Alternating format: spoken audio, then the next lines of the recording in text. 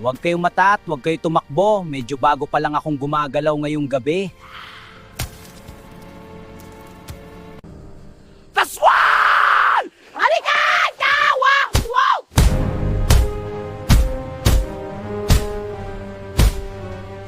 Hoy! Hindi ako masama! Bago pa lang ako!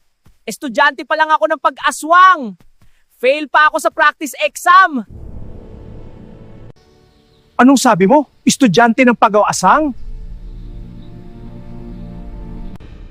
Oo, hindi pa ako full aswang. Probationary pa lang.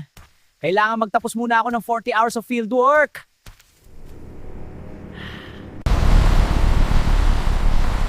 Nahanap mo na ang page para sa mga kwentong hindi mo dapat makita. Mag-follow sa ilalim ng Lupa PH bago pa sila ang makahanap sa'yo.